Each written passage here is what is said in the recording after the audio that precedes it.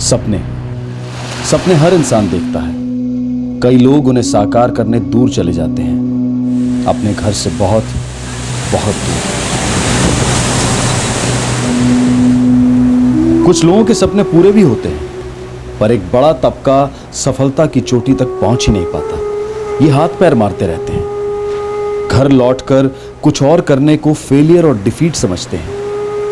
ये सपनों के सागर में एक दिशाहीन नाव की तरह भटकते रहते हैं और इनमें से कुछ डूब भी जाते हैं।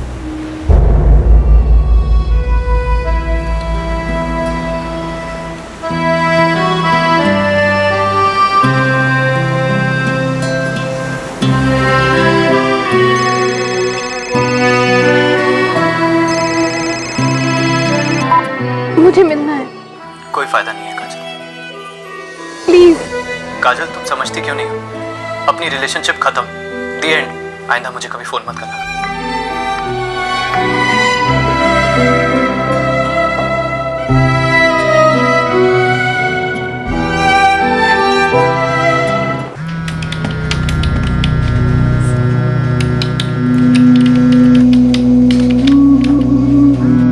Thank you for calling G Connect. Have a good day, sir.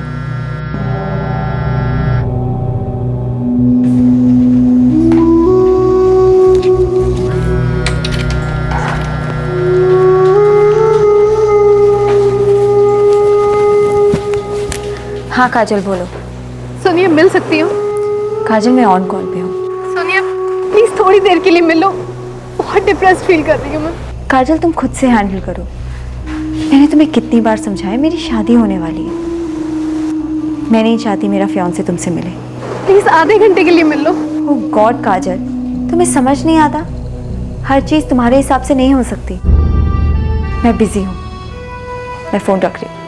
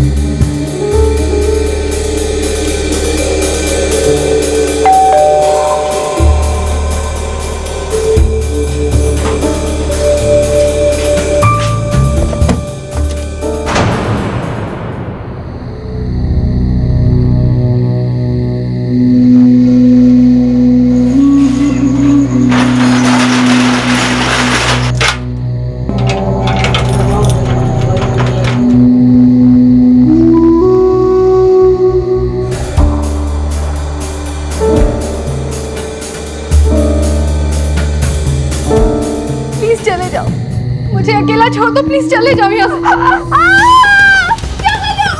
छोड़ो मुझे। बचाओ!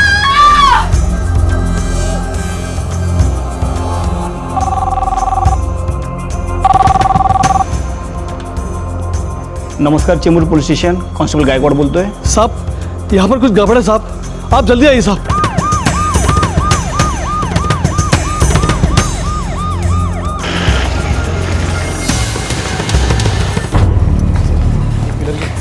ये वाला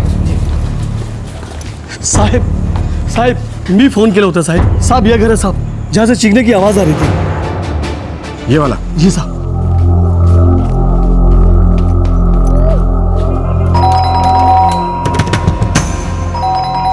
सर, कुछ लफड़ा लगता है। बैकवर्ड।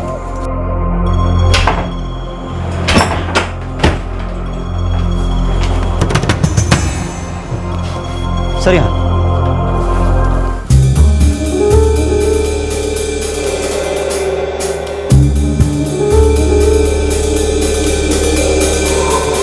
मर चुके हैं। तुम जानते हो इसे? हो साहब, काजल नाम है इसका। 1 साल पहले यहाँ रहने को आई थी साहब। इससे ज्यादा और कुछ नहीं जानता। शायद पड़ोसी से पता चल जाए। राणे, एम्बुलेंस को कॉल करो और पूरे घर की तलाशी लो। एक 24 वर्षीय युवती काजल किसी बात को लेकर डिप्रेस थी, उदास थी। उसके जीवन में एक लड़का था जिसने उसके साथ रिश्ता तोड़ दिया था। एक लड़की थी जो उससे मिलना नहीं चाह रही थी और उस रात कोई उससे मिलने आया और फिर उसी रात को मोहल्ले के एक दुकानदार ने उसकी खौफनाक चीखें सुनी और पुलिस को इत्तला की। पुलिस जब काजल के घर पहुंची तो उन्हें उसका शव मिला। क्या परेशानी थी काजल की? कौन था जिसने काजल को मौत के घाट उतार दिया था?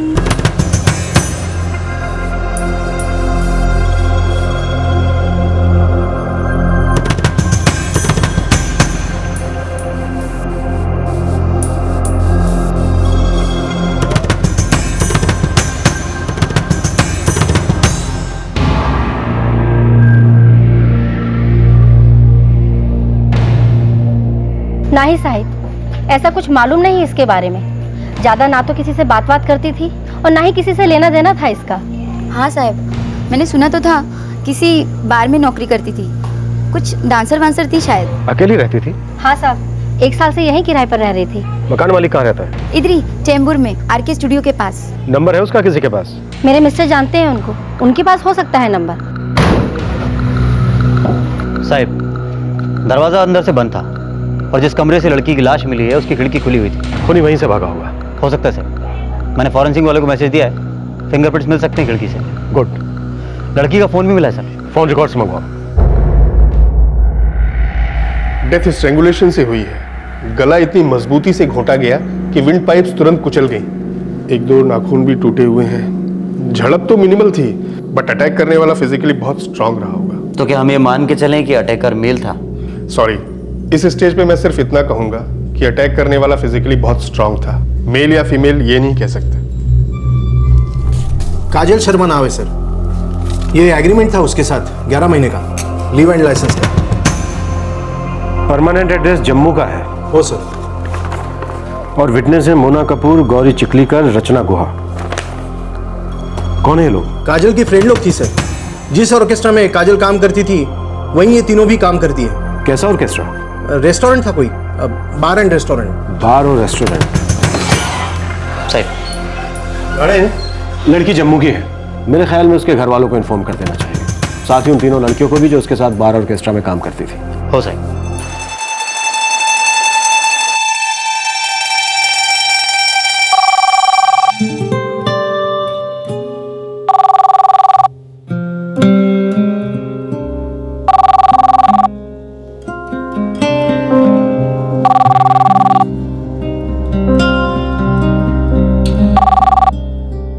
हेलो, मैं मुंबई चेंबूर पुलिस स्टेशन से कांस्टेबल विश्राम गायकवाड़ बात कर रहा हूँ। Police station?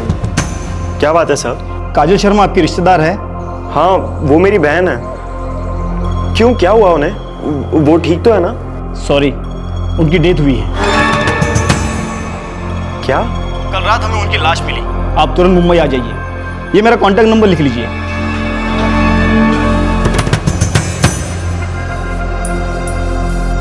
राहुल, क्या हुआ बेटा? किसका फोन था? मुंबई से फोन था। बात क्या बेटा? काजल दी। काजल दी। क्या हुआ काजल को? क्या हुआ मेरी काजल को? राहुल, तू कुछ बोलता क्यों नहीं? बता ना। 3 रातों से काजल काम पर नहीं आई, ऑफ लिया था उसने।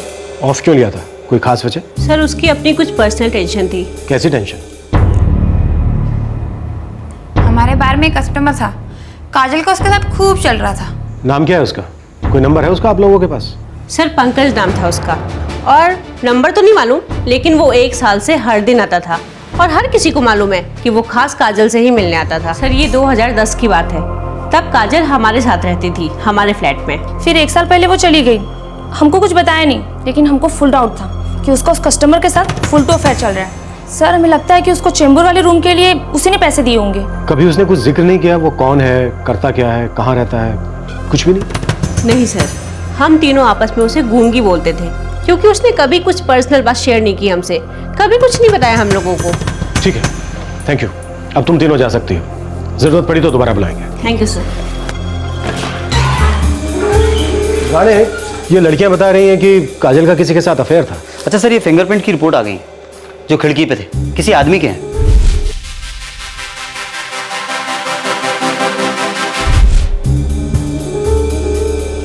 फोन रिकॉर्ड्स है। अगर ये वही आदमी है जिसका काजल के साथ अफेयर था तो रेगुलर फोन और एसएमएस में होंगे। सेल नंबर ट्रैकिंग पे डाल दिए सर, वो बंदा जल्दी मिल जाएगा। काजल के घर वाले कब आ रहे हैं? उन्हें खबर कर दी है साहब, कल तक मुंबई टच होने चाहिए।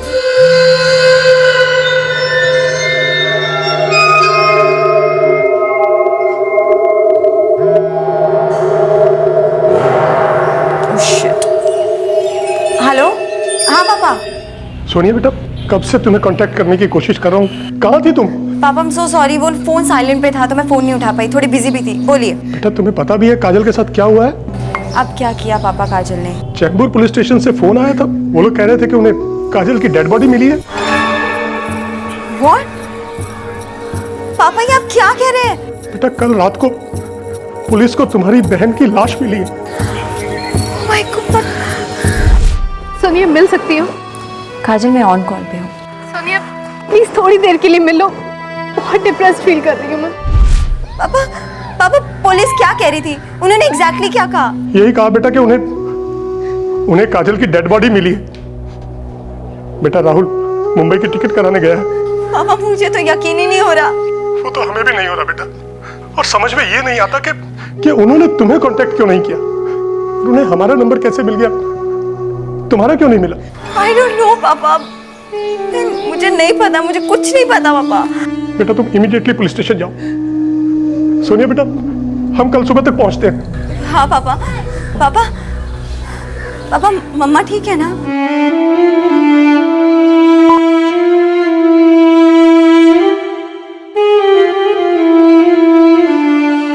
मर्डर विक्टिम काजल की जिंदगी में एक आदमी था और एक बहन भी थी जिसके साथ वो रेगुलर टच में नहीं थी। जम्मू में काजल के माँ बाप उसकी मौत की खबर सुनकर बुरी तरह से बिखर गए थे, लेकिन वो ये जानकर हैरान भी थे कि काजल की बड़ी बहन सोनिया काजल की मौत से बिल्कुल अनजान थी। माँ बाप को इस बात की भनक तक नहीं थी कि दोनों बहनों के बीच काफी दूरियां थी। क्या वजह थी इस मनमुटाव की? इसी बीच पुलिस को काजल के फोन रिकॉर्ड से उस आदमी का नंबर मिला जिसके साथ शायद काजल का अफेयर था। सर ये नंबर 44455666, ये नंबर बार बार दिख रहा है सर। कल शाम को भी इस नंबर पे काजल की बात हुई है। इस नंबर का पता चल गया सर। उसके बॉयफ्रेंड का? नहीं सर, उसकी बड़ी बहन सोनिया का नंबर है। बीपीओ में काम करती है, थाने में रहती है, अकेले। रानी कितनी अजीब बात है कि बड़ी बहन के यहाँ होने के बावजूद भी काजल यहाँ अकेली रह रही थी, और उसके रूम रेंटल एग्रीमेंट में भी उसकी बहन सोनिया का कहीं जिक्र नहीं है। उसकी बड़ी बहन सोनिया दोपहर को आ रही है यहाँ। रानी ये जो नंबर है 55544466, इसको फॉलो करो। सर ये पंकज का नंबर है जिसके बारे में वो तीनों लड़कियां बात कर रही थी। मुझे मिलना है। काजल तुम समझती क्यों नहीं हो? आइंदा मुझे कभी फोन मत करना काजल। डायल करो। हो सर।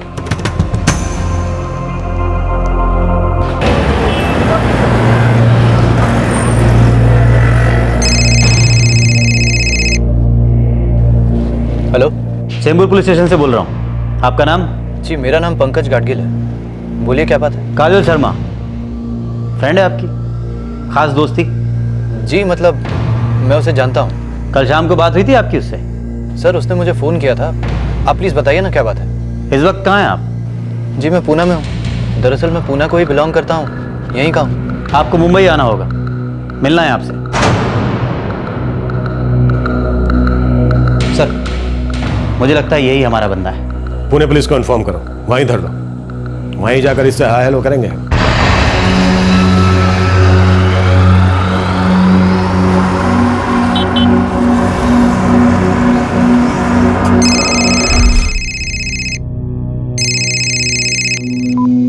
मुझे मिलना है। कोई फायदा नहीं है काजल। प्लीज। काजल तुम समझती क्यों नहीं हो? अपनी रिलेशनशिप खत्म हो गई, दी एंड। आइंदा मुझे कभी फोन मत करना काजल।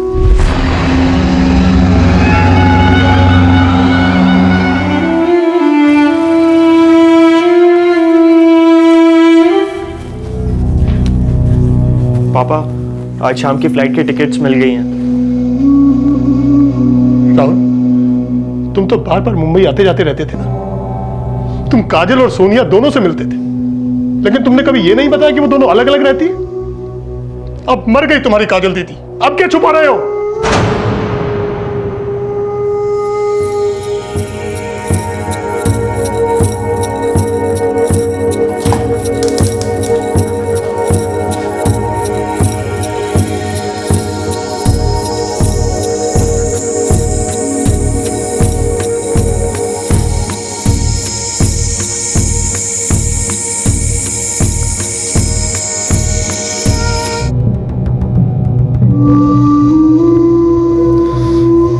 मुझे और सोनिया दी को हिम्मत ही नहीं हुई कभी आप लोगों को बताने की कि काजल दी क्या काम करती हैं। क्या क्या काम करती थी काजल? बोलना। माँ वो एक बार में डांसर थी।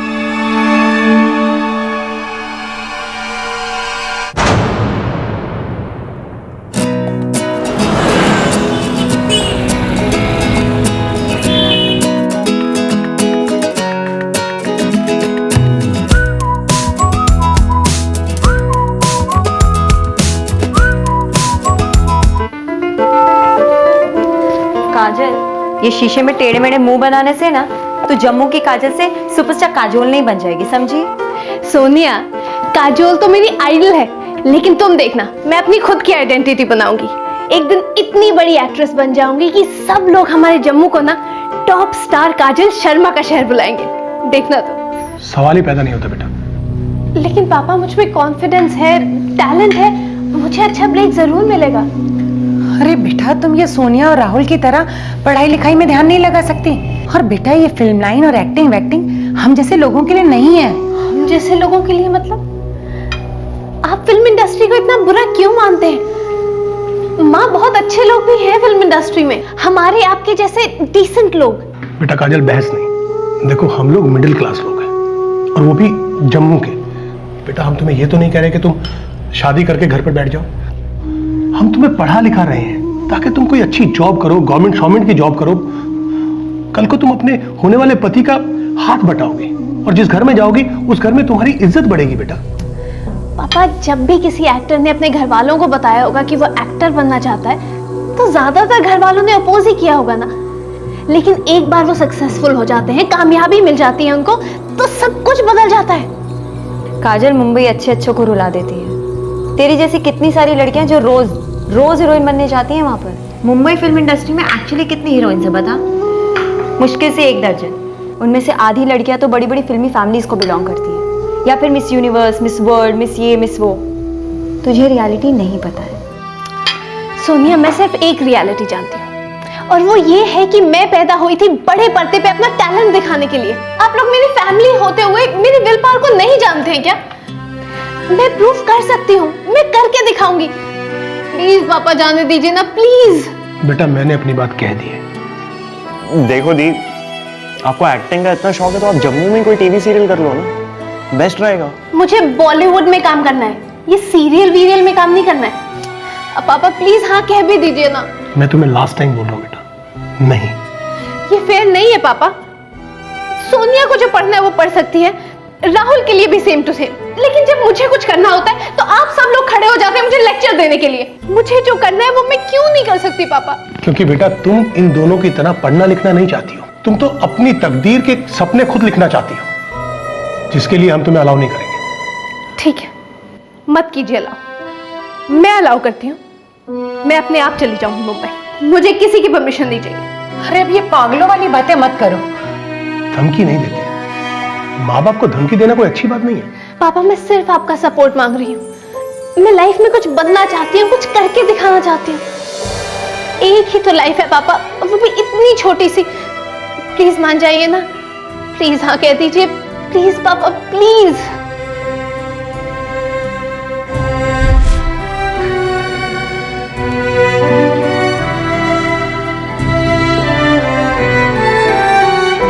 एक्ट्रेस बनने चली थी, बॉलीवुड स्टार, और डांस मार के एक डांसर बनकर रह गई मेरी बेटी। ये सब कैसे हुआ ना? पापा, मुझे भी सिर्फ पिछले साल ही पता चला, तब सोनिया दी का बॉयफ्रेंड हुआ करता था। सोनिया का बॉयफ्रेंड?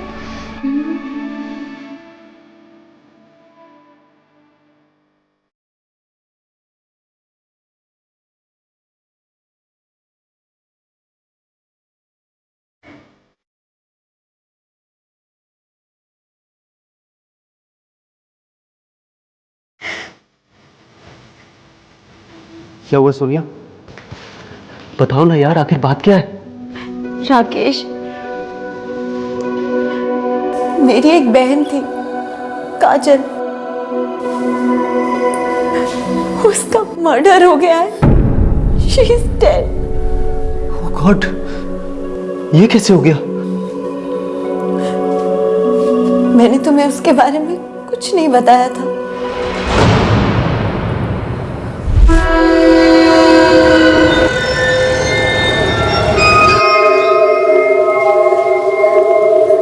सोनिया दी, ये क्या बात हुई? आप राकेश से काजल दी के बारे में क्यों नहीं बता रही हैं? क्योंकि रेपुटेशन राहुल, यही सब कुछ होती है। मैं यहाँ पे एक डिसेंट जॉब करती हूँ, राकेश एक टीम लीडर है, अच्छी सैलरी कमाता है, लोग मेरे यहाँ पे रिस्पेक्ट करते हैं। तो दी, काजल दी ने ऐसा क्या किया जो रिस्पेक्टेबल नहीं है, जिसकी वजह से आप उसे अपने फ्रेंड से भी नहीं मिलवाना चाहती? तुम्हें वाकई नहीं पता राहुल कि तुम्हारी काजल दी क्या करती है? मुझे नहीं मालूम है, इसलिए तो मैं आपसे पूछ रहा हूँ ना। तेरी काजल दी एक बार डांसर है। क्या? क्या हुआ? हो गई ना बोलती बात? कोई एक्टिंग नहीं करती तेरी काजल दी, ना ही किसी फिल्म इंडस्ट्री में स्ट्रगल कर रही है। एक चीप से बार में चीप लोगों के आगे डांस करती है और पता नहीं क्या क्या। छी सोनिया दी, आप ऐसे कुछ भी मत बोलो प्लीज। राहुल, तेरे छी बोलने से ये गंद कम नहीं होने वाली। तू एक बार उसके फ्रेंड से मिलेगा ना, तब सब समझ आ जाएगा। अब बता, कैसे बोलूं मैं राकेश को कि काजल क्या करती है? क्या सोचेगा वो मेरे बारे में, तुम्हारी फैमिली के बारे में? हाँ,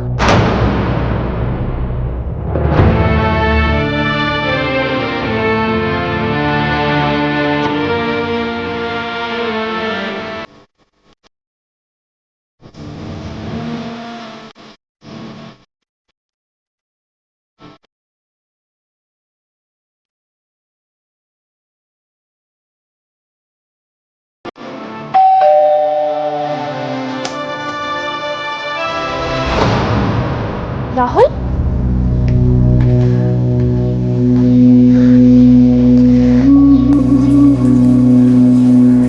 चलो अच्छा है राहुल, तुम्हें पता चल गया कि मैं क्या करती हूँ। दी, आप यहाँ पर एक्ट्रेस बनने आई थी ना? हाँ राहुल, और मेरी जिंदगी ही एक ड्रामा बन के रह गई। चल छोड़, फिर कभी बताऊंगी। फिर कभी बताऊंगी मतलब? दी, मम्मी पापा को जब ये सब पता चलेगा तो वो लोग क्या सोचेंगे आपके बारे में? कभी सोचा है आपने? राहुल, मम्मी पापा को तब पता चलेगा अगर तुम ये सोनिया उनको बताओगे, और अगर ऐसा हुआ ना राहुल, मैं कभी उनसे नजरें भी नहीं मिला पाऊंगी। दी, आप वापस मेरे साथ जम्मू चलो प्लीज। दी, छोड़ो ये सब और चलो मेरे साथ। छोड़ रही हूँ राहुल, ये सब छोड़ रही हूँ और वापस घर भी आ रही हूँ। बस कुछ एक बातें सेटल करनी है, उसके बाद वापस जम्मू आ जाऊंगी। घर आके कुछ नया काम शुरू करूंगी, सच। दी, मैं पिछले 2 साल से मुंबई आ रहा हूँ, आपने मुझे कभी क्यों नहीं बताया इस बारे में? क्यों दी? क्योंकि राहुल, तब मैं वापस नहीं आना चाहती थी। मुझे लगा मैं वापस आऊंगी तो सब मेरा मजाक उड़ाएंगे, मुझ पे हंसेंगे, और मुझे भी ऐसा ही लगेगा कि मैं लाइफ में हार गई, बिल्कुल फेल हो गई। लेकिन राहुल, यहाँ पे हालात इतने बुरे नहीं हैं। मैं अच्छा खासा कमा लेती हूँ, सब ठीक ठाक चल रहा है। इनफैक्ट मेरा एक स्टडी बॉयफ्रेंड भी है राहुल, बहुत सीरियस है वो मेरे बारे में। कौन है वो दी? पंकज नाम है उसका, पंकज गाडगिल। पुणे का रहने वाला है, अच्छा खासा बिजनेस है उसका। वो मुझे हमेशा खुश रखेगा राहुल, सच।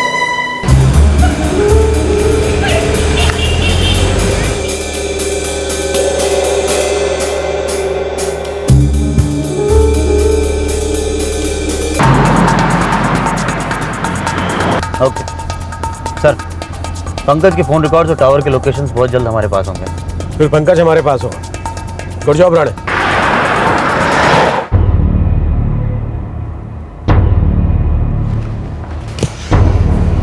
सर, ये पंकज गाडगिल।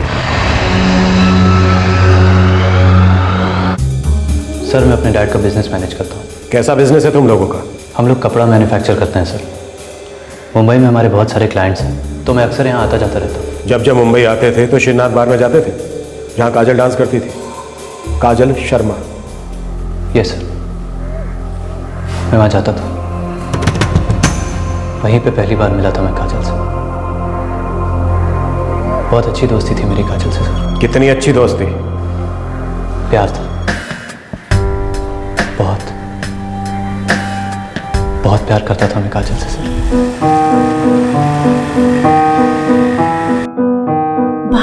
सभी लोग ये कहते हैं, I love you, I love you. 3 drinks पीने के बाद ये 3 वर्ड्स लोग बड़े आराम से बोलते हैं, पर लव क्या होता है किसी को नहीं पता। लेकिन मैं इतना जानता हूँ काजल कि मैं मेरे लव को आगे ले जाना चाहता हूँ। मतलब किसी और बड़े होटल रूम में? काजल मैं तुम्हें कैसे समझाऊं? मैं तुम्हारे साथ। हाँ पंकज, सुन रही हूँ मैं। काजल मैं चाहता हूँ कि हम दोनों साथ रहें। तुम्हारी शादी के बाद भी? ओफो काजल, तुम मुझे कितना कम समझती हो यार। पंकज, मर्दों को समझने जैसा कुछ नहीं होता। तुम मुझे बाकी के मर्दों से अलग समझती हो, तभी तो तुम यहाँ मेरे साथ आई हो, है ना? बोलो, सच की झूठ?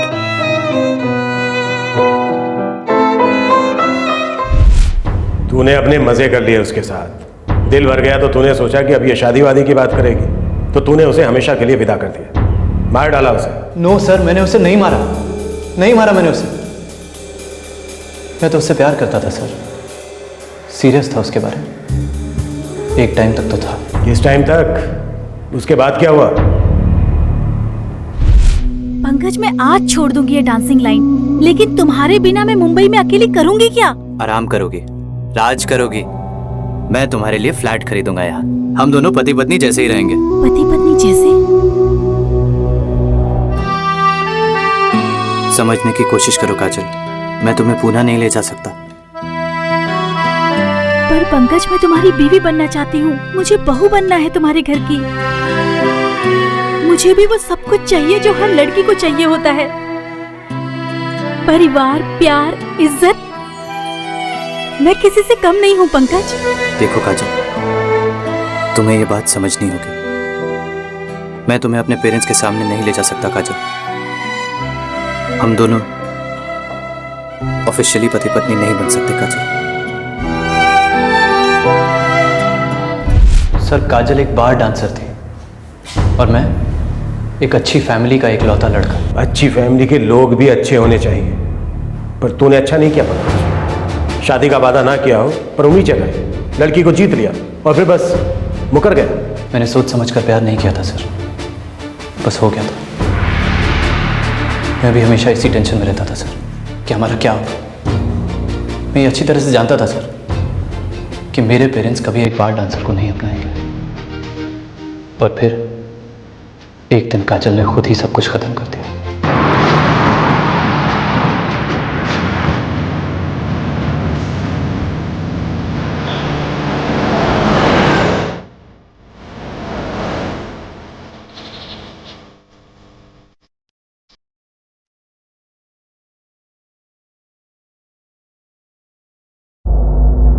अच्छा, लेकिन पंकज ने तो तुम्हारे बारे में कभी कोई बात नहीं की। क्या हो? हाँ, मैं जानती हूँ आंटी, और मैंने भी उसे ये नहीं बताया है कि आप लोगों से मिलने में यहाँ आ जा रही हूँ। अच्छा होता अगर तुम तब आती जब वो यहाँ होता घर पर। वो तो कभी नहीं हो पाता। आप लोगों से मिलाने अपने साथ वो मुझे कभी नहीं लाता, इसलिए मैं अकेली चली आई। तुम खुद अपनी शादी की बात करने आई हो? तुम्हारे माँ बाप कहाँ हैं? कहाँ से हो तुम लोग? करते क्या है? और तुम क्या करती हो? मेरी फैमिली जम्मू में है। 7 साल पहले जम्मू छोड़कर मैं मुंबई आ गई थी। देखिए, मैं आप लोगों से कुछ छुपाना नहीं चाहती हूँ। दरअसल मैं एक बार में काम करती हूँ। पंकज से भी मैं एक बार में ही मिली थी। बार में? जी। बार में तुम क्या करती हो? ऑर्केस्ट्रा में परफॉर्म करती हूँ। फिल्मी गानों पर डांस करती हूँ आंटी।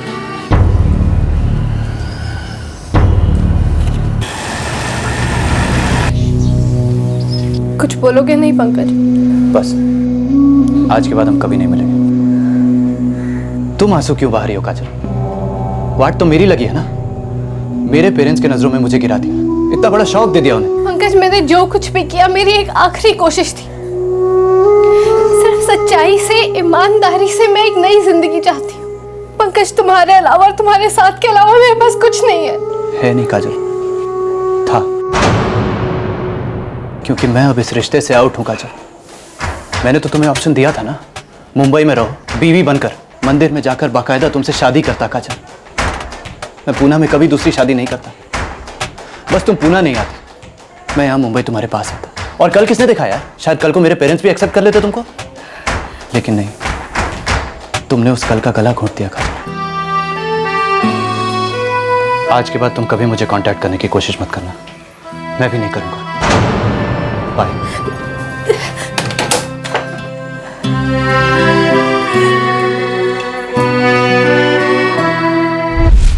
ये 1 महीने पहले की बात है सर। उस दिन के बाद मैं काजल से कभी नहीं मिला। वो हमेशा मुझे फ़ोन करती थी सर, पर मैं कभी नहीं उठाता था। फिर 2 दिन पहले शाम को उसने मुझे फ़ोन किया तो मैंने उठाया सर। मुझे मिलना है। काजल तुम समझती क्यों नहीं हो, अपनी रिलेशनशिप ख़त्म हो गई। दी एंड। आइंदा मुझे कभी फ़ोन मत करना काजल। जब उसका फ़ोन आया तो तू कहाँ पर था? पूना में था सर। मुझे तो पता भी नहीं था कि वो मर गई है सर। आप लोगों ने बताया तो पता चला सर।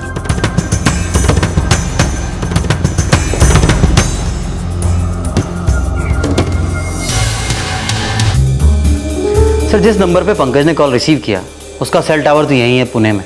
पिछले 2 दिन से वो मुंबई गया भी नहीं, फुल टाइम यही था। फिर कौन हो सकता है जो काजल के खून का प्यासा हो गया? पंकज, तुम जा सकते हो, अगर दोबारा जरूरत पड़ी तो बुलाएंगे।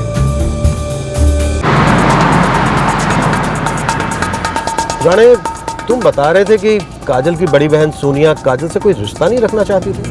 करेक्ट सर, वो नहीं चाहती थी कि उसके बॉयफ्रेंड को पता चले कि काजल क्या काम करती है, और काजल अपने प्रोफेशन को छुपाती नहीं थी।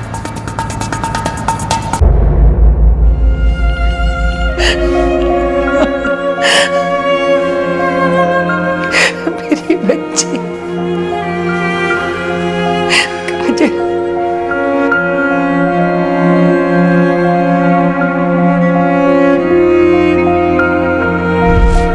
मैं प्रूफ कर सकती हूँ, करके दिखाऊंगी। प्लीज पापा जाने दीजिए ना, प्लीज।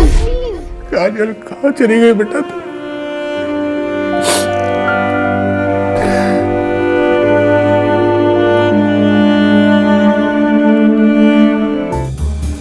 पंकज से ब्रेकअप के बाद काजल डिप्रेस थी।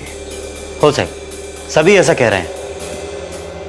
काजल अपनी लाइफ को लेकर नाखुश थी। 7 साल पहले मुंबई आई थी, माँ बाप के टच में नहीं थी, उसके फिल्मी कैरियर का कुछ हुआ नहीं था। बड़ी बहन दूर रह रही थी, उसे उसके अपने दूर लग रहे थे, इसलिए उसने किसी को अपने पास नहीं आने दिया। बस एक पंकज था जिसे उसने अपने पास आने दिया। पर लगता नहीं है कि पंकज है इस मर्डर के पीछे। तो फिर कौन राणे, कौन हो सकता है? या फिर कोई और ही कारण है जिसकी वजह से काजल का कत्ल हुआ? छोड़ो मुझे।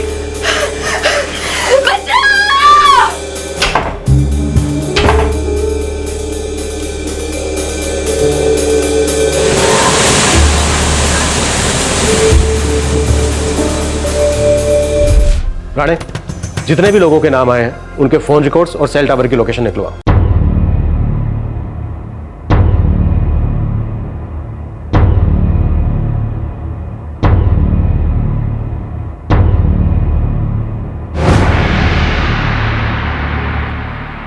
इन्हीं में से कोई होगा, और जो भी होगा उसका तखड़ा मोटिव होगा, ठोस कारण होगा जिसके चलते उसने काजल का मर्डर किया। सर, काजल की बहन सोनिया, सोनिया का बॉयफ्रेंड राकेश और काजल का भाई राहुल, तीनों के फोन रिकॉर्ड्स हैं। और इनमें से कोई भी उस रात को काजल के करीब नहीं था। हो साहब, लेकिन ऐसा भी तो हो सकता है कि इनमें से ही कोई उसका कत्ल करना चाहता, पर खुद ना करके किसी किराए के हत्यारे का इस्तेमाल किया हो सकता है। राणे, काम करो, एक टीम बनाओ और हर एक फोन कॉल को स्कैन करो, अपने खबरी नेटवर्क को एक्टिव करो और पता लगाओ कि सुपारी की कोई बात लीक हुई है। हो साहब।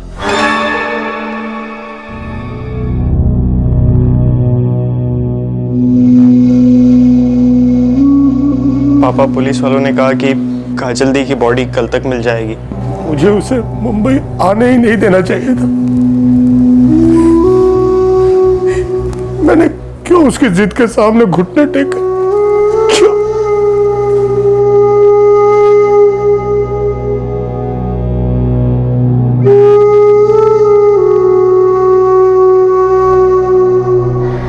सोनिया, मैं उसका साथ दे सकती थी राकेश, अगर हम साथ में रहते तो ये सब कुछ नहीं होता।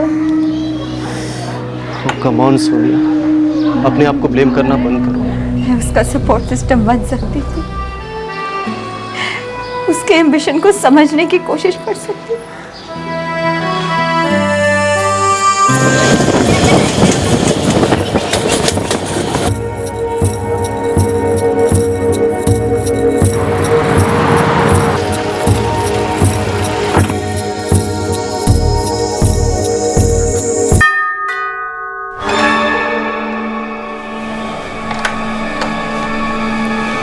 जी काजल है।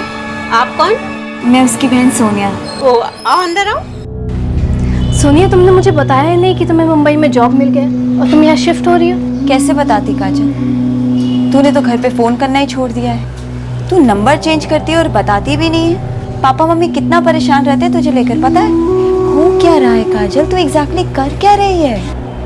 वो दी मैं इतनी बिजी थी कि तेरे पास एक फोन करने का टाइम नहीं है, एक एसएमएस नहीं। घर पे सब होप लगा के बैठे कि कब तुम हमें फोन करोगी और एक गुड न्यूज दोगी कि तुम्हें एक अच्छी सी फिल्म या अच्छा सा सीरियल मिल गया है। वो दी मैं ट्राई कर रही थी। कर रही थी मतलब अब नहीं कर रही है? तो तू कर क्या रही है काजल यहाँ पे सर्वाइव करने के लिए? साहिब, खबरियों का पूरा नेटवर्क एक्टिव है। गोवंडी, चीता के, मुमरा, सारे लड़के लगातार रिपोर्ट कर रहे हैं, लेकिन अब तक किसी ने सुपारी के बारे में नहीं सुना है। वो पंकज जिसके साथ काजल इन्वॉल्व थी, वो तो शायद इस मर्डर में इन्वॉल्व नहीं लग रहा है। और काजल की अपनी सहेलियों के साथ भी ऐसी कोई दुश्मनी नहीं थी, दोस्ती भी तो नहीं थी सर। करेक्ट। फिर काजल अपनी प्रॉब्लम्स किसके साथ शेयर करती थी? फिर ऐसा वो कौन है जिससे काजल ने ऐसी दुश्मनी मोल ली कि उसने काजल का कत्ल कर दिया? सुने, कुछ अटपटा लग रहा है, कोई कड़ी मिल नहीं रही।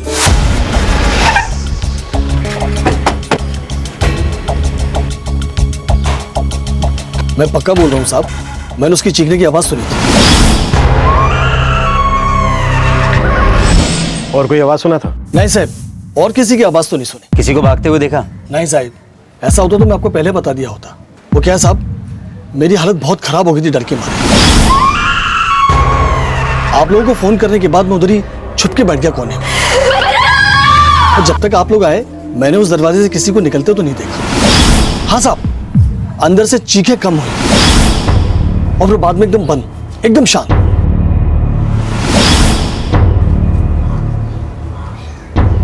सर, ये किराए का खून ही नहीं हो सकता। उसे कैसे पता है इस खिड़की के बारे में? ये खून जरूर किसी जान पहचान वाले ने किया है। और ये जान पहचान वाला कौन हो सकता है? साहब, मैं बगल वाले घर में रहती हूँ। और एक भी चीख नहीं सुनी? नहीं सुनी, मैं तो सो रही थी। इस लड़की की मौत का राज भी इसके इर्द गिर्द ही होना चाहिए। इसकी जान पहचान का ही कोई है? पंकज गाडगिल। इसे तो हम रूल आउट कर रहे हैं। ये पंकज से पहले का भी कोई अतीत हो सकता है काजल का। देखो राणे, ये लड़की 7 साल से यहाँ रह रही थी। इसने अपने माँ बाप को नहीं बताया था कि ये कोई एक्ट्रेस नहीं बल्कि एक बार डांसर है। सच्चाई सिर्फ इसके भाई बहन को मालूम थी, जो उन्होंने अपने माँ बाप से नहीं बताई। हो साहब, मुझे लगता है हमें काजल के फोन रिकॉर्ड्स दोबारा चेक करने चाहिए। शायद कुछ है जो मिस हो रहा है, कुछ ऐसा जो पेपर्स पे है पर हम देख नहीं पा रहे हैं। रिकॉर्ड्स ले आओ।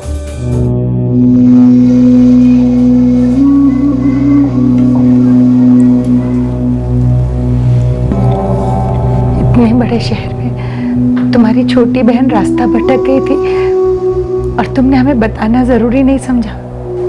यही संस्कार दिए थे हमने तुम दोनों बहनों को। नहीं मम्मा, ऐसा नहीं है। मुझे बस समझ नहीं आ रहा था कि मैं क्या करूं। क्या रे काजल, तूने अपनी बहन को बताया नहीं कि तू हम लोगों के साथ काम करती है? तो क्या बोल रही है? तूने सोनिया को बता तो नहीं दिया ना? अरे 1 हफ्ते से रोज पूछ रही है। मैं सोच रही थी कि काजल की बहन इतना टेंशन में क्यों रहती है। तो तूने उसे बता दिया? बोलना पड़ा। मैं नहीं बोलती तो उसको कहीं और से पता चल जाता। तो मैंने ही बोल दिया कि देख सोनिया, ऐसा ऐसा है, काजल हम लोग के साथ ऑर्केस्ट्रा में डांस करती है। और बोला कि कमाल की डांसर है तू।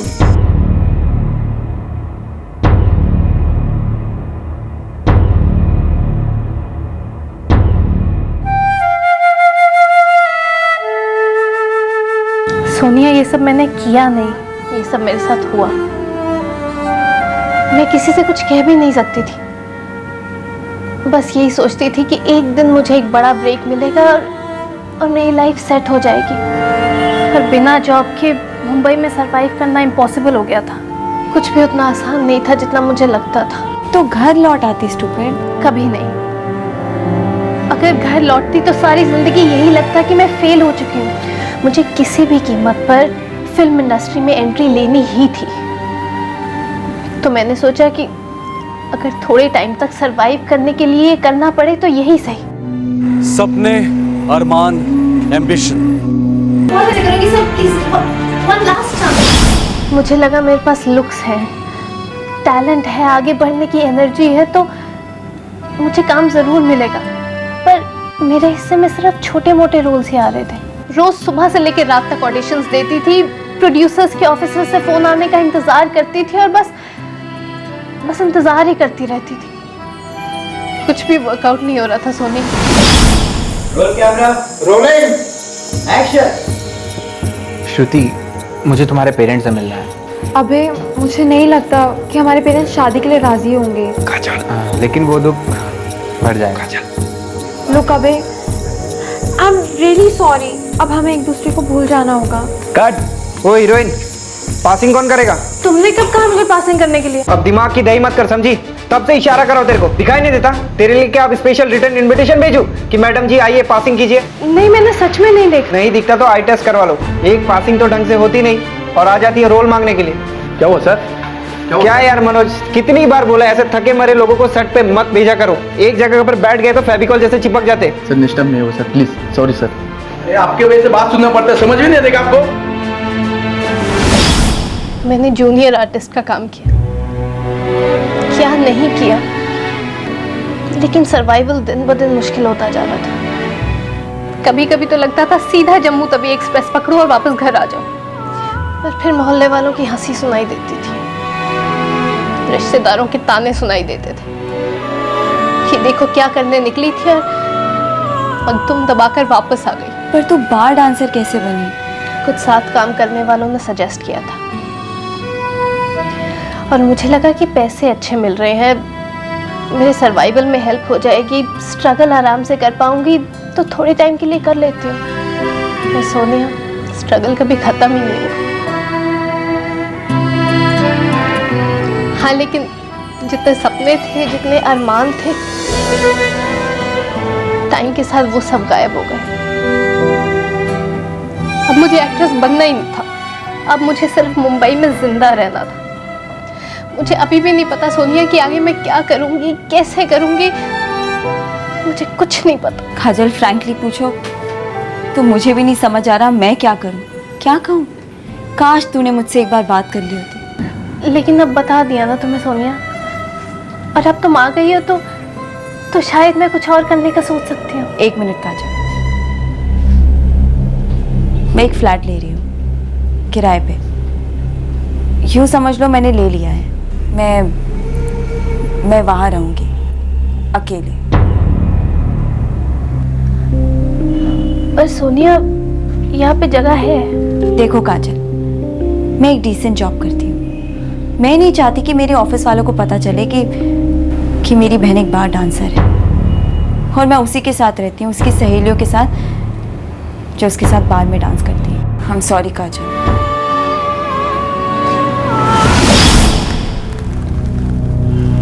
काजल ने ऐसा सोचा ही क्यों कि वापस आना उसकी हार समझा जाएगा। उसने ये कैसे भुला दिया कि हम उसके अपने हैं। अगर वो वापस आ जाती तो ज्यादा से ज्यादा मैं उसे डांट देता, लेकिन मैं जिंदगी भर उसका साथ देता और वो नए सिरे से कुछ स्टार्ट कर सकती थी।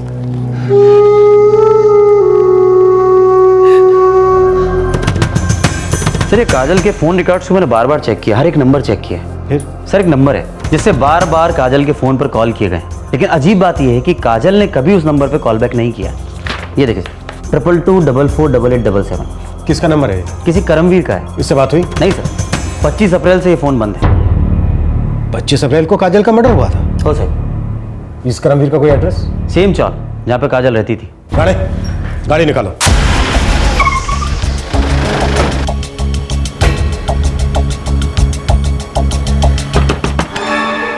तुम करमवीर हो? जी नहीं, मैं विवेक हूँ। तो फिर करमवीर कौन है और कहाँ है? सर, करमवीर मेरा रूम पार्टनर था। था? हाँ, पिछले 5 दिनों से गायब है, घर नहीं आया। मतलब 25 अप्रैल से गायब है? तुम्हारे चाल की काजल नाम की लड़की का मर्डर हुआ है, जानते ही होगे। हाँ सर, मैंने सुना इसके बारे में, लेकिन मैं उसे नहीं जानता था। करमवीर जानता था उसे? मालूम नहीं सर, मैं उसकी पर्सनल लाइफ में इंटरफेयर नहीं करता था। हम सिर्फ ये रूम शेयर करते हैं। वो करता क्या है? सर वो इलेक्ट्रॉनिक गुड्स का ब्रोकर है और घूमता रहता है देश भर, और कभी कभी तो आउट ऑफ इंडिया भी जाता है। वो है कहाँ? मुझे मालूम नहीं सर।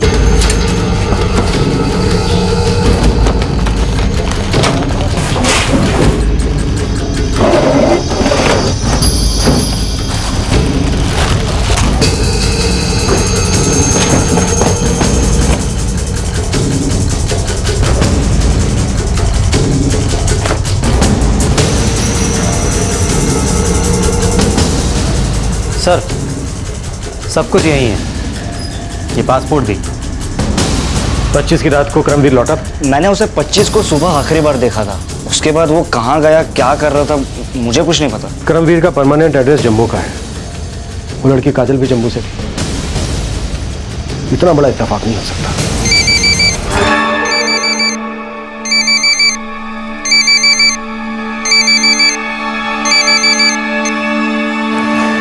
Yes inspector. किसी करमवीर को जानती हैं आप?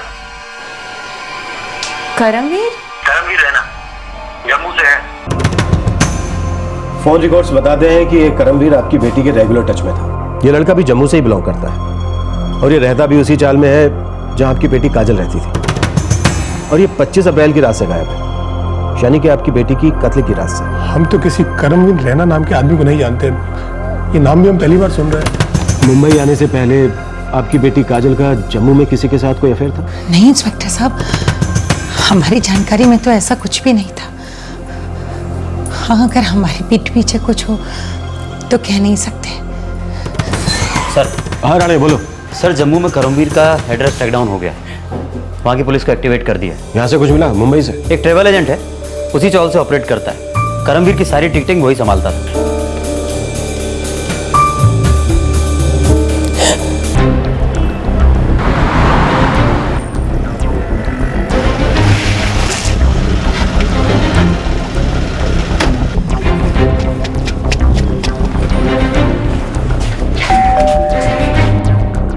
तो आप कहाँ हैं करमवीर? साहब 1 महीने से मेरे बेटे की कोई खबर नहीं है। उसके लिए तो हम खुद बहुत परेशान हैं साहब। और ये काजल शर्मा कौन है जी? मैं तो ये नाम पहली बार सुन रही हूँ। अच्छा जी। मेरा लड़का मुंबई में 3 साल से सर्विस कर रहा है। अगर उसका किसी लड़की के साथ कोई चक्कर होता तो हमें जरूर बताता। हमारा कर्म हम दोनों से कुछ नहीं छुपाता साहब।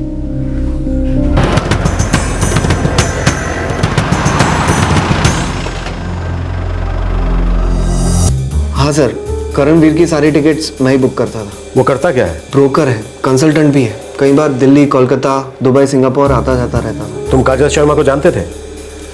हाँ सर, बेचारी का 5 दिन पहले ही मर्डर हो गया ना। क्या करमवीर वो जानता था काजल को? सर एक्चुअली काजल भी अपनी सारी टिकट्स मुझसे ही बुक करवाती थी, ज़्यादातर शिरडी की बस के लिए।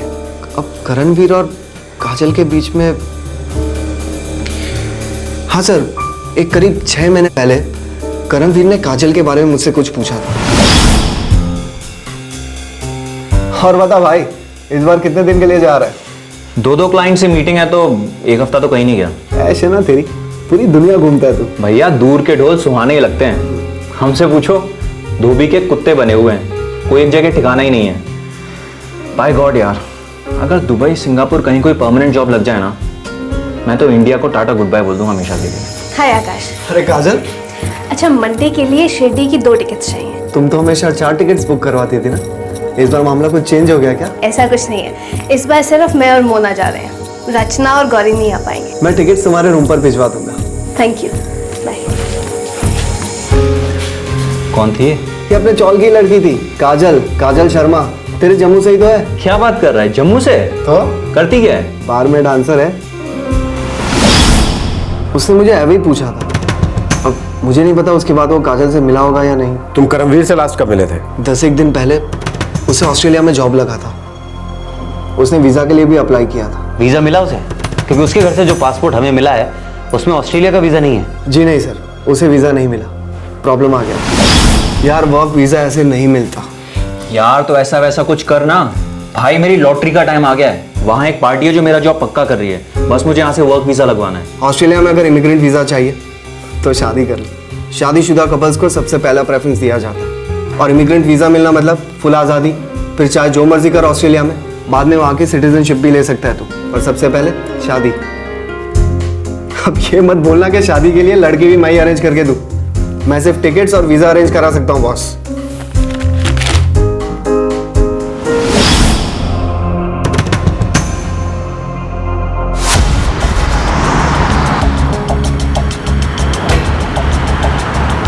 राणे, मुझे लग रहा है कि करमवीर काजल से शादी करना चाह रहा होगा। हो सकता, और काजल ने मना किया होगा तो करमवीर ने उसे मार दिया गुस्से में।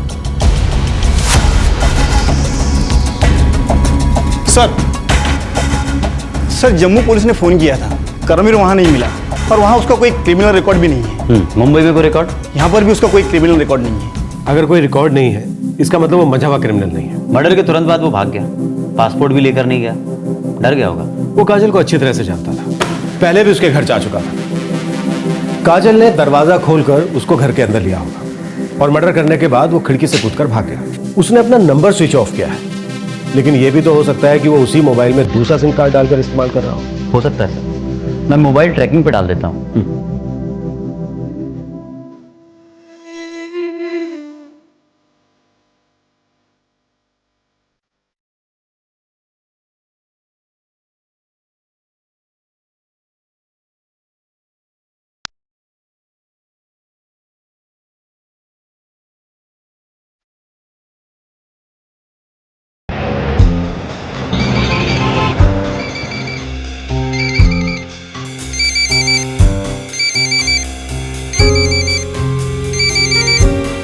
रिंग जा रही है सर, मोबाइल सेम है, सिम कार्ड नया है। लोकेशन क्या है? जालंधर, पंजाब।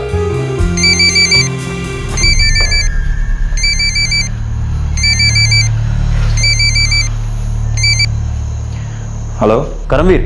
कौन बोल रहा है? कहाँ हो तुम करमवीर? तू कौन बोल रहा है बे? तेरी शामत आई है करमवीर, हम लोग तेरे पीछे साई की तरह लगे। तू ये बता, जालंधर में कहाँ है तू? काट दिया सर। जालंधर पुलिस को एक्टिव करो जल्दी, वो बचकर निकल ना पाए।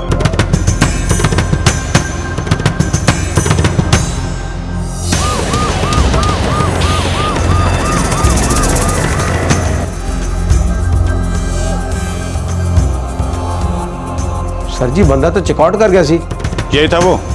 हाँ सर, यही करमवीर रहना है। कोई एड्रेस वगैरह छोड़ गया है? नहीं सर, एड्रेस तो नहीं कोई छोड़ गया। हमने गलती की राणे, हमें उसे फोन करके अलर्ट नहीं करना चाहिए, लेकिन इतना पक्का हो गया कि काजल के मर्डर में उसी बंदे का हाथ है। अब हमें सिर्फ ये पता लगाना है कि उसने ऐसा क्यों किया। अब वो ज्यादा दूर नहीं भाग सकता साहब, मैंने जम्मू पुलिस को रेड अलर्ट के लिए रिक्वेस्ट भेज दी है। बेटा अपना ख्याल रखना, कभी भी कोई तकलीफ हो, कोई परेशानी हो तो फोन कर देना बेटा।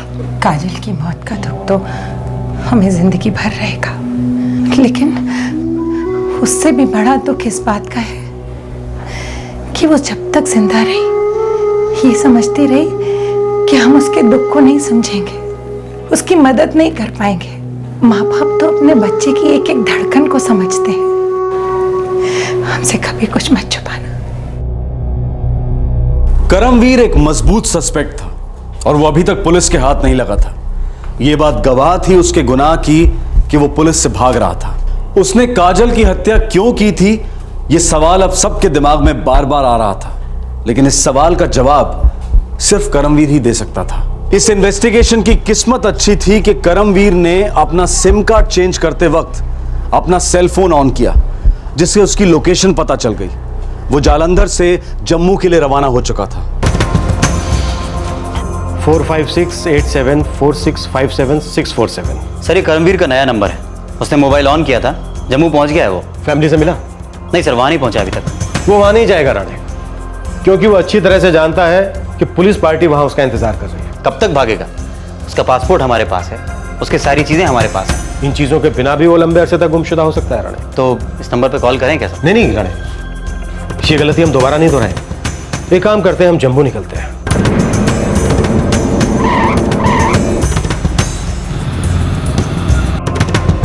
हमारे डिपार्टमेंट से आपको पूरा कोऑपरेशन मिलेगा सर। Thank you officer. उसका नंबर है हमारे पास, इस बार वो बचकर भाग नहीं सकेगा।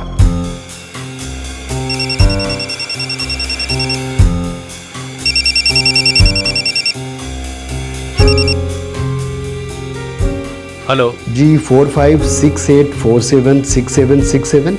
जी वाजिद हसन बोल रहा हूँ गोल्डन ट्रेडर्स से। कौन चाहिए आपको? किससे बात करनी है? जनाब आपका ये नंबर लकी ड्रॉ में सिलेक्ट हुआ है। लेकिन आपको मेरा नंबर मिला कैसे? जनाब हमारा एक टेलीफोन कंपनी के साथ टाई अप है, हमने एक लकी ड्रॉ निकाला और आपका नंबर सिलेक्ट हो गया। अब आप इस लॉटरी के हकदार हैं। लॉटरी जीती है मैंने? जी हाँ, आपने 25,000 की लॉटरी जीती है। आप हमारे ऑफिस आ जाइए अपने सिम कार्ड का काउंटर फॉइल लेकर और अपना चेक कलेक्ट कर लीजिए। लेकिन आपका ऑफिस है कहाँ पे? नाज होटल में, गोल मार्केट के आगे, चौराहे के पास। ठीक है। ये ऑफर आज शाम को 6 बजे तक है, आप आ जाइए और आपका चेक बन जाएगा। ओके। पुलिस ने एक जाल बिछाया। ये जाल करमवीर को बहला फुसलाकर अपनी ओर लाने के लिए था।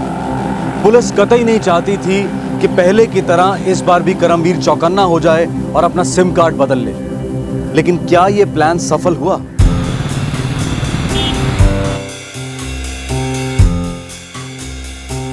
जी गोल्डन ट्रेडर्स, मेरा फ़ोन नंबर 4568476767 है। जी मुझे यहाँ से फ़ोन आया था एक लॉटरी के लिए। वेलकम करमवीर। लॉटरी यहाँ नहीं, मुंबई थाने में लगी है। देख करमवीर, सच सच बता दे कि तूने काजल के साथ क्या किया, नहीं तो तेरी तकदीर के साथ साथ खोपड़ी भी खुल जाएगी।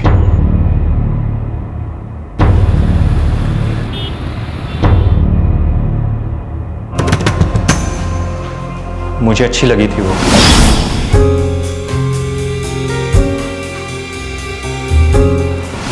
मैंने उसे अप्रोच किया। Excuse me. हाय। कौन हो तुम? मेरा नाम करमवीर है। करमवीर है ना? मैं यहीं इसी चौल में रहता हूँ। मैं भी जम्मू से हूँ। करते क्या हो तुम? मैं उससे मिलने का, बात करने का एक मौका नहीं छोड़ता था। वो मुझे दिन ब दिन और अच्छी लगने लगी थी। बहुत अच्छी लड़की थी वो। बहुत अच्छी लड़की थी, लेकिन तुझसे प्यार नहीं करती थी।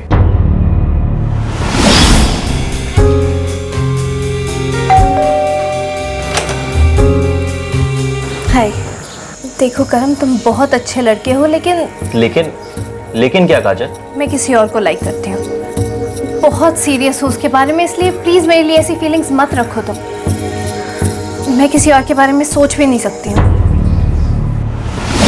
वो एक ऐसे आदमी के प्यार में पागल थी जो उससे कभी शादी नहीं करने वाला था। मुझे बात साफ साफ नजर आ रही थी।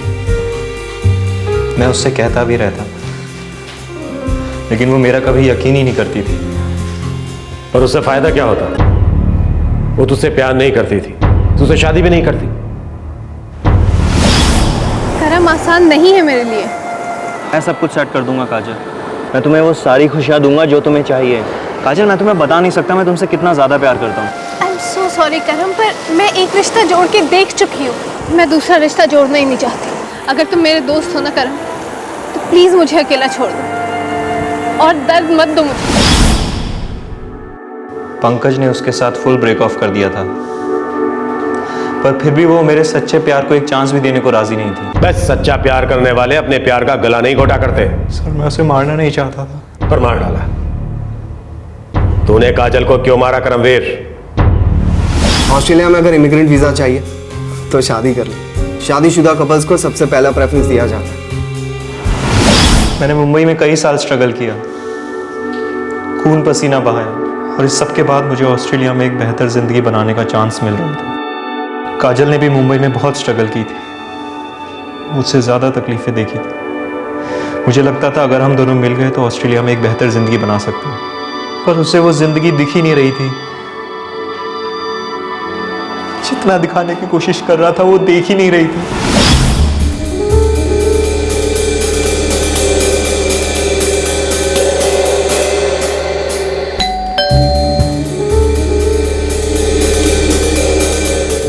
नहीं करम, मुझे कोई बात नहीं करनी है, और अभी तो बिल्कुल नहीं। सुनो काजल, मेरी बात सुनो।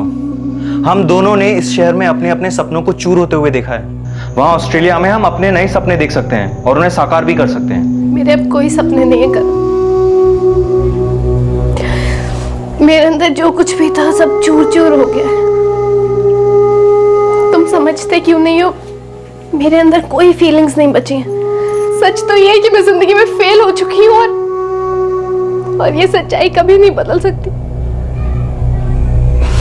मेरे पास कोई चारा नहीं है। काजल, मैं तुम्हें चारा नहीं, एक मौका दिखा रहा हूँ। मुझे कुछ नहीं देखना, कुछ नहीं समझना। बस मेरे अंदर कोई तार टूट गई, सुन्न हो गया दिमाग, दिल। सर मैं मानता हूँ मैंने गुस्से में बहुत बड़ी गलती कर दी, पर मेरे दिल में उसके लिए नफरत नहीं थी सर। मैं उसे मारना नहीं चाहता, लेकिन उस पल में वो मुझे इतनी दूर महसूस हुई कि मैंने उसे मार डाला। मुझे ऐसा लगा कि जैसे उसे मार के वो दूरी हमेशा के लिए मिट जाए।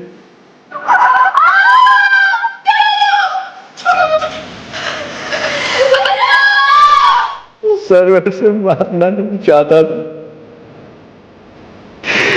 मैंने पता नहीं उसको क्यों मारा।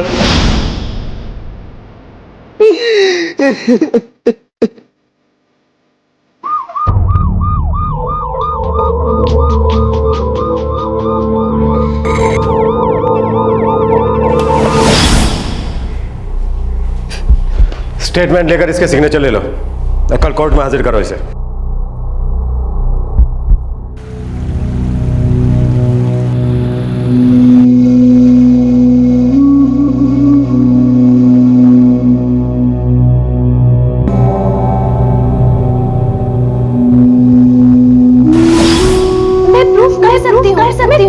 करके दिखाऊंगी। प्लीज पापा जाने दीजिए ना प्लीज।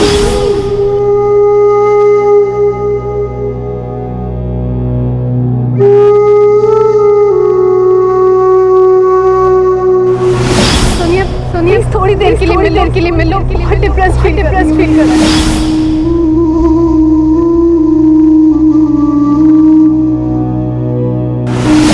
बस आज के बाद हम कभी नहीं मिलेंगे।